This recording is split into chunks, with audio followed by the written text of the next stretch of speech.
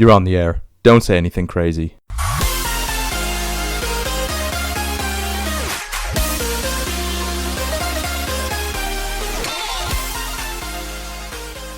Hello everybody and welcome to another edition of Brobears Talk. Today we are going to be talking about gun culture and in particular the huge nuances between gun culture in the United States, Canada and the United Kingdom. We are joined here today by Jeff Collins, who has been an avid pistol shooter and hunter since the mid-1990s. Today, Jeff describes himself as a firearms consultant. I did have the pleasure of bumping into him at a gun store at Calgary's Inglewood neighborhood. He's there every Saturday to help customers find exactly what they're looking for. And I asked Jeff if he'd be willing to talk to us about gun culture here in Canada.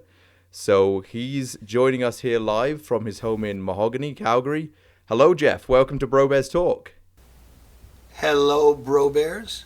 It's pleasure to be here. Pleasure to be invited to be one of the Brobears and talk a bit about guns. No, it's a pleasure. You're, I think, only our second guest, so the honor is ours. Well, you guys are in interesting positions here because, Andre, you're in the UK. I'm in Canada. That's right. And Leo, you've kind of got a foot in both cultures and have done some time in the US. So I'm kind of hoping this will be a little three-way insight into how those cultures, because we all have a gun culture, but they are very, very different cultures. Yeah, absolutely. I think putting our heads together here, we have between us some interesting perspectives on the differences between the three countries when it comes to gun culture. Having lived in Arizona for 13 months, I found very much so that it was one of the most gun-toting, gun-friendly states in the Union.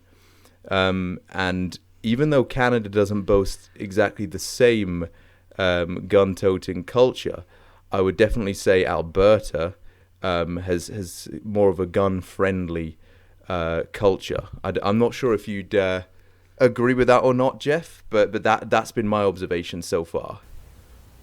We have long been said to be the most American province in Canada, and that has to do with our background in oil and gas. That has to do with our background in agriculture and a lot of kind of big spaces, a bit of still a frontier mentality. Now, you open carry your 1911 down Main Street in Calgary, you'll be in instant trouble, whereas you can do the same thing in Arizona and nobody would hardly blink at you. Yeah. Right. And I've heard of parallels of Calgary and Alberta as a state with Texas. Yeah, that's largely the oil and gas thing. I think our gun culture is perhaps closer to the UK's, just in that it's, as I've always thought of it, as both peaceable and recreational, and in a way all about survival, because the early firearms in this country, if you're out, homesteading on the Ball Prairie, and you'll still find this today. Every farmhouse I've ever been in Alberta has a Cooey 22 for gophers, so they don't make those holes in the ground.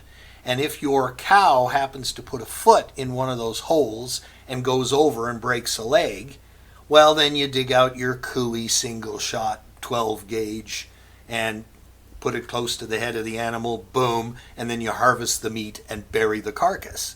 And also in there somewhere is a sporterized .303 of some kind, a Lee Enfield, a U.S. rifle, and that's there for anything bigger, right?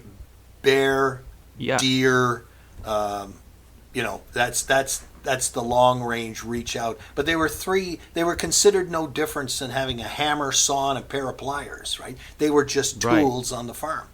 So it's just another tool in your arsenal. Okay, understood. Because I suppose coming from the British perspective, there's always this sinister quality that we associate with guns, right?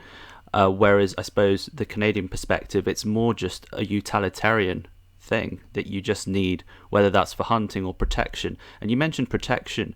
You know, our British minds jump to people straight away, giving sort of, we're kind of city bugs, and we don't really have any real wildlife to speak of, at least not predatory wildlife, right? So is it from at least from an Alberta, Calgary perspective, is it more there for the protection against wildlife or potentially aggressive human beings? It's shifting, and I say that only because primarily, again, out in the country, what you worried about was, I'll tell you a story from Saskatchewan. I was out on a farm in Saskatchewan, and this woman had horses. She had a beautiful horse. Came out one morning, and a big buck, had decided to sleep near the corral where the horse was kept. And they were fine most of the night. The horse didn't pay any attention to the buck. The buck didn't pay any attention to the horse. And then she came out and saw this buck leap up and catch the horse in the chest, right? And Wow. gore the horse. Gosh. That was her favorite horse, man. She was pretty honked. She went back in, and that buck survived because she happens to be an exceptionally bad shot with that 303. So it's mainly for wildlife. A lot of farmers, coyotes are a major problem if you're trying to if you have a cow-calf operation. Ravens, crows. I had a guy in the gun store just last Saturday, Leo. He was looking for a 22 because he wanted to shoot at the ravens who, when the calf drops, you know, they're right on him. They are trying to pluck the eyes out of this living animal, and he wanted to go after him and shoot him. So I think it's been changing, but then we had a couple of cases here recently where one I remember, a group of somewhat inebriated young people showed up on a guy's farm, and he wound up accidentally shooting one with a Tokarev T-33 handgun. Not the kind of weaponry you usually find around the farm. He was found not guilty, but to this day there are people claiming no, that was the wrong verdict, that in possessing the firearm, that proved his ill intent. So that's, it's one of those things where we don't have, as they do in the States, a right to bear arms. It's always been a privilege in Canada, and one which you have to earn and really have to fight hard to hang on to. Absolutely. So also it's a criminal offense here.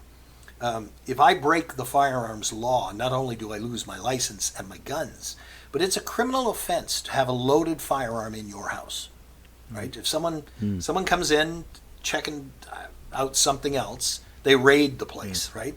And they find a loaded firearm of any kind in my home, that's a criminal offense. There's no reason, they say, to have it loaded. So it kind of precludes the view that we have any right to self-defense with a firearm. It is true in theory, but when you have to lock it up in a safe and lock it up unloaded, you can imagine how long it's going to take you to get it out and employ it in a self-defense situation. Yes, certainly. And I think that speaks a lot to the cultural gap between the US and Canada in terms of firearm ownership, Jeff. I mean, I remember living down in Arizona. Most houses you went in, and many of my friends had loaded firearms in the house. It'd be a loaded shotgun in the closet, and some loaded pistols, perhaps a peacemaker or something like that in the nightstand next to your bed. It was that casual in the US. And you raise a good point there, Jeff, about just the Canadian approach legally and culturally to firearms. I remember one of the first things I learned on the PAL course, which is the firearm licensing, firearm safety course here in Canada, is that it is 100% illegal to have a loaded firearm in the home, and it's also illegal to point a firearm, I think, unloaded or loaded at anybody, even if you feel threatened. Though I'm not sure if that's 100% accurate, Jeff, but that's generally what I got from the course. Well, here's a story for you as well. I actually did a CCW course, Concealed Carry of a Weapons course, which is what they use in the United States to grant you your concealed firearms permit. You have to have a permit in the state of Utah to carry a firearm concealed. Whether it's a crime to carry one wide open is a whole other question. So I did this course. For a while there was a guy who was offering the course. And we Canadians took it because, frankly, it was pretty cool to have a plastic card from the state of Utah saying you were entitled to carry a gun down there. They don't give it to non-residents anymore. But he said it was a crime in the U.S. to he said you can be charged with brandishing. If you brandish a firearm, that is a crime. If you take a firearm into a premises that clearly has one of those signs on it that says no guns, that's a crime. And he made it a point of saying, if you are ever forced to engage someone with a firearm, it will be the end of life as you know it. You are going to be tied up for years, whether you win or lose, whether you're injured or not, whether you kill the other guy or just stop the fight. It's going to really, really mess you up. His advice basically was, absolutely, if you feel you have to carry a gun, carry a gun. But be very, very careful about showing it off, about being boastful about it, about letting anybody else know that you are carrying a firearm. I thought that was a cautionary note from a guy who was a dual citizen and was routinely teaching a course to allow people from Utah, which is, let's face it, known for being a rather peaceable kingdom, right? For the prevalence of a single religious group there. Yes. It was an interesting note for him to say. Your life is done once you pull that trigger. Well, this is an education for me because I don't think I'd ever appreciated the differentiation from state to state in terms of gun law and legislation. It seems to be some significant contrast from the likes of something like, Vegas, Nevada. Right, Leo, you were saying there were people open carrying on the strip. Compare that to something like Utah, where mere brandishing something could land you in jail, right? Oh, yeah. It's such and an in California, contrast.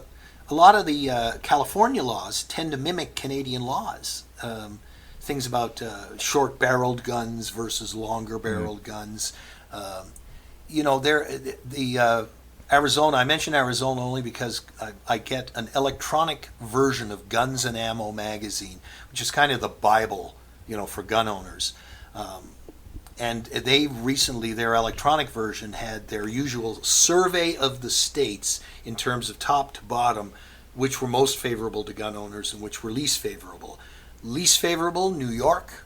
Most favorable, Arizona.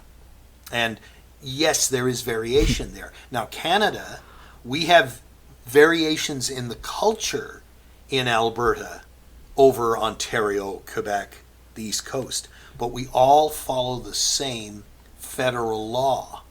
And it's interesting that Alberta has just announced it is looking to locally appoint its own chief firearms officer. That is currently a federal appointee.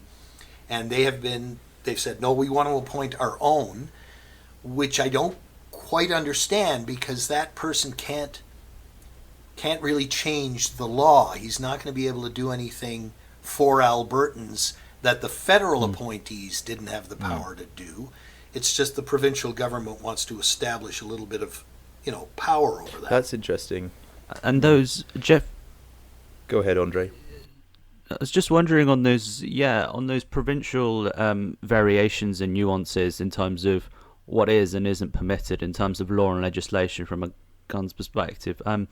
Does that generally stem from the use of the gun in a given state? So, for example, in Alberta, obviously we mentioned the livestock and almost the need for a gun as a tool within your broader tool set. And then somewhere more urban, like say Montreal or Toronto. Now, I don't know the states off the top of my head, but what does it to a large extent stem from the use of the gun in a given state in terms of what is and isn't permitted? Yeah. Some of it's history. Yeah. You two are probably. Tell me this: are the police forces in the UK routinely armed? Andre, as a resident of London, you could probably answer that differently to other UK residents, right? Yeah, I'd say you'd see it more often in London than in other regions of the United Kingdom. But however, I think there was a marked change and step change since 9/11 in particular around areas of sort of interest from a terrorist perspective, right? And it's more of a show of force as a deterrent than anything else. I say it only because I grew up in St. John's, Newfoundland, so we were very much more a British-Irish tradition.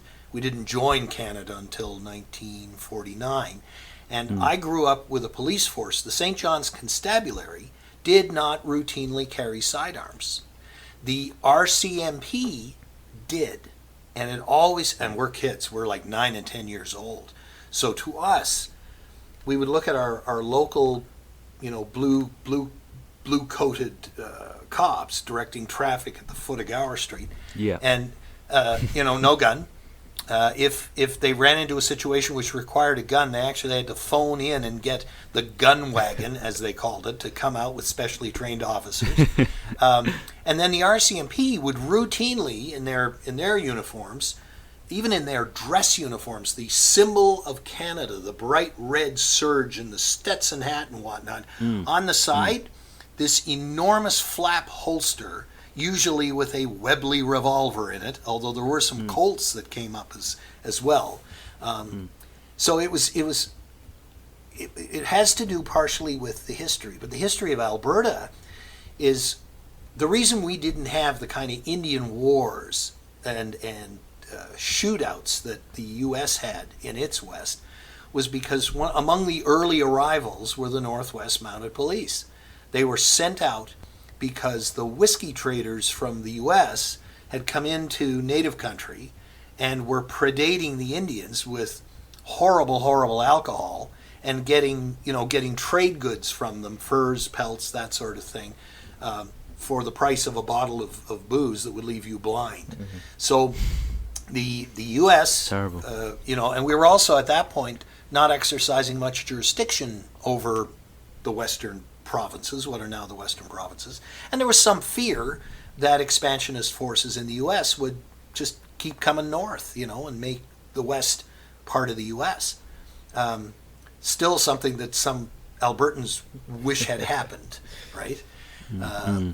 But I'm intrigued also with this idea of a gunless police force, with the fact that most of the gun culture we hear about here in England has very genteel, highly expensive William Purdy shotguns at its base.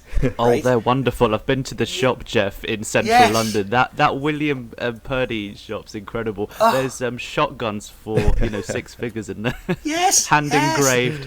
Yeah, and there's this. You guys must hate the comparison, but Downton Abbey has done more for the understanding of British culture here than we've had in a long time because it was such a popular series. But that's the idea we have of British culture now. People, upper crust out in the country, firing their double-barreled Purdies at incoming birds and then handing the discharged firearm to a gun handler who would hand you another one so you could take a shot at the next pass. That's the British version of semi-auto, man. I really like it. This is what Netflix is doing to our image with these shotgun touting, flask sipping people of the upper classes, and each of us as these incredible estates in the countryside. Yeah, I don't think the Crown's doing us much favors either. Yeah, but we had when arms showed up in the hands of the RCMP Northwest Mounted Police here. There were already there was civilian ownership was a given.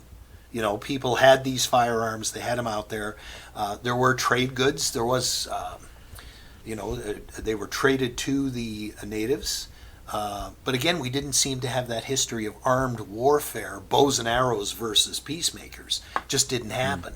We didn't have the conflicts between sodbusters and cattle ranchers. It just it evolved in a more peaceable and recreational way. But that said, if you were able to put a moose down in the fall and then salt, dry, or in later years freeze the meat, man, that fed a family, right? That was really something. I can imagine. The self-defense aspect of it, we had a limited number of two-legged predators, and we had a police force in place. So it meant that we never got into that headspace of you have to have a gun on you and loaded and ready to go at all times in case, as the Americans put it, the zombie apocalypse erupts in front of you.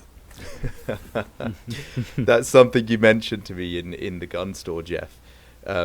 You felt one of the most pronounced differences between Canadian and US gun culture is the Americans are constantly preparing for that end of days scenario. They really are. We take the whole zombie thing. Every time I hear somebody say the zombie apocalypse or the zombies are going to come, it's a real fear of the other. It's a real fear that other people I don't know may pose a threat to me because they're a different religion, they're a different culture, they are left and I'm right, or they're right and I'm left. It seems to be shared along political lines. You'd be forgiven for thinking that they're almost looking forward to it, right? I know some preppers, and we have this debate all the time. If I need more than 72 hours supply of food, water, ammunition, all those things, do I want to wake up in that world? Do I want to survive into hours 72 to 102? I worry about it. I do worry about that kind of thinking creeping north. It is affecting our gun culture, our recreational leagues, the kind of sports that we practice were born in the U.S. So I'm a member of IPSC, the International Practical Shooting Confederation. It came out of a movement in the U.S. so that people who routinely owned and carried guns would at least know how to shoot them and would be less likely to injure themselves or inadvertently somebody else. You have to learn how to draw. You have to learn how to keep your finger off the trigger till you're engaging a target. And you have to learn how to move safely from one target array to another with a firearm in your hands. Don't drop it. Don't set it off accidentally. You can get disqualified from any of these competitions for a simple screw-up that they deem to be a breach of safety. Even Steel Challenge, the Steel Challenge Association, it was born in the U.S., and it's just 5 metal plates that you draw and ding, ding, ding, ding, ding. The last plate is what they call your stop plate. Whole idea is do it as quickly and as safely as possible. It is great training, and I'm a big believer that anybody who owns a gun has ammunition for it and keeps it in their safe, never gets out, never belongs to a range, never shoots it. That's a very dangerous person if they hear a crash at their front door and they go get their gun and load it, right? Yeah. That's a very dangerous situation. Yeah, it's great to hear, Jeff, how sort of I almost wish everyone in North America had your attitude and approach. Because it is unfortunately often the case that people don't have that attitude, right? And I suppose over in the West, in the UK, our views of guns as dangerous only get enforced with the sort of ever-present news of mass shootings flooding in from the United States. There were 434 mass shootings in 2019 alone, which is crazy to think, resulting in over 500 deaths. And I don't think we've seen that to the same extent in Canada. And is that just because the legislation's that much better and robust in Canada? No, I think it has nothing to do with guns, and it has to do with mental health. I just think we're better at you have to have a license to get a firearm, right? You can't just walk in and buy one. Right. Well, that requires you to provide references. It requires you to take and pass a course. And let me tell you, they're keeping an eye out for people who may be spending way too much time in the basement dreaming of the zombie apocalypse. And check your neighbor, Leah. Yeah, and they recently Yeah. expanded the background check to fundamentally say, we're not going to allow people who have a diagnosed history. The controversy was they used to look back 5 years. Mm-hmm. Now they're looking back for your lifetime. So if as a young man I was diagnosed as depressed by a psychologist or psychiatrist and I was on meds, there's now a good chance I couldn't get my license, right? Right. So they've, and that's a controversial thing. But if you look at the cases we have here, the phrase "known to police" crops up a lot. They can't, they missed it somehow in the screening. We've had a particular case here was bad where a Mountie, five Mounties were gunned down by a guy in Mayerthorpe, Jim something or other, and this guy was known as a local crazy just forever. The neighbors knew him, the cops knew him. He was a local crazy, but you couldn't do anything just because this was a local crazy, right? So it's somewhere in the culture is also an element of judgment. Not everybody should own a gun. Not everybody should have access to deadly force for recreational purposes. But I'm very happy. We our latest situation is a ban on certain firearms, which is really idiotic. And we can get into that later. But in the meantime, I'm comfortable with the Canadian gun culture. My wife is from Los Angeles and works in the oil and gas industry. So we have talked about, well, maybe there's an opportunity for us to go live in Houston and work. She works in oil and gas, and I'll enjoy living in Houston for those 2 years or whatever as you did in Arizona, Leo. Yes. But the more I think about it, the more I think I'm not sure I want to live in a culture where everybody feels they need to be armed. Like that's no, I'd rather live in a culture where if you can prove yourself to be sane, which can be tough, we may or may not grant you the carefully vetted privilege of owning deadly force and having fun with it. I'm okay with that. I feel more comfortable. And that's such a healthy response, I think. I mean, we've seen extremes in the US and the UK as well. To add to some of your previous questions about gun culture in the UK, Jeff. I mean, there isn't one really. The gun ownership in the UK, in my experience, kind of stops at a lot of the landed gentry that have access to private land and have the wherewithal to actually purchase firearms. But the barriers to entry are so stringent that it's almost kind of the 180-degree opposite extreme as, say, the US state of Arizona or the US state of Texas. So just to your point there, Jeff, I think Canada certainly has it right. No system is perfect. No approach to guns is completely foolproof in a legal system. But I think the Canadian system is that happy medium that on firearms as a privilege, or some call it a freedom, whatever word you want to use there, but also respects the safety of others and builds that society around upholding communal safety if some members of society are going to have firearms. Boy, we'll make a Canadian out of him yet, Andre. You may have lost him forever. I'm still here.